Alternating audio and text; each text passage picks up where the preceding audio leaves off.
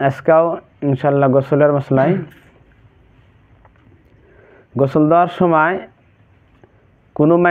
কোনো পুরুষ মানুষে যদি চুল রাখে, বড় বড় চুল রাখে, সুন্নতি চুল রাখে, বা যদি আরো বেশি বড় বড় রাখে, আর রাইগা যদি বাইন্দা রাখে, খোপা বাইন্দা রাখে, তাহলে এর জন্য ফরজ গোসল করার টাইমে খোপা খোলা জরুরি।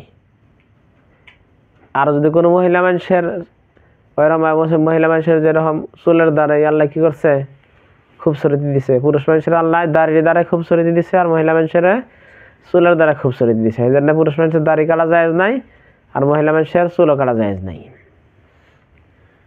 তো মহিলা মানুষের যদি চুল খোপা বাঁধা থাকে নাপাক হওয়ার আগে, গোসল ফরজ হওয়ার আগে যদি চুলের যদি খোপা বাঁধা রাখে, তাহলে এর জন্য গোসল দেওয়ার সময় চুলের খোপা খোলা জরুরি না।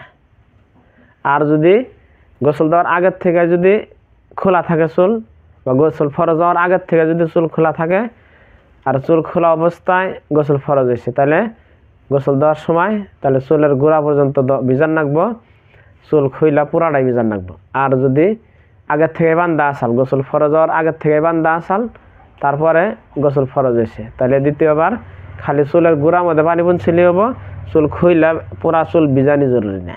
মাথায় যদি পানি নাও পায় তাহলে গোসল হবো। আর কিন্তু পুরুষ মানুষের জন্য হবে না। পুরুষ মানুষের জন্য চুল বান্ধা রাখার আগেও যদি শরীর নাপাক হয় গোসল দেওয়ার আগে, বা খোলার আগেও যদি নাপাক হয় গোসল দেওয়ার আগে, হর হালাতে কি করে রাখবো, চুলের খোপা খুইলা পুরা চুলি বিজান রাখবো, পুরা মাথার নাগে চুলের গোড়া সহ পুরা চুলি বিজান রাখবো, তাহলে সে গোসল হবো। কেন নিকা পুরুষ মানুষের আল্লাহ অত বড় চুল রাখার কোনো হুকুম দেয় নাই, আল্লাহ নবী কোনো হুকুম দেয় নাই। সেজন্য সুন্নতি রাখলে রাহারব। তিন ধরনের সুন্নত এই তৈরি আছে, একবারে যে মনটা তৈরি, পিঠের ইয়ে তৈরি, আরেকটা কান তৈরি, আরেকটা এই কানের নতি তৈরি। পিঠের মধ্যেই 3 ধরনের সুন্নত আছে।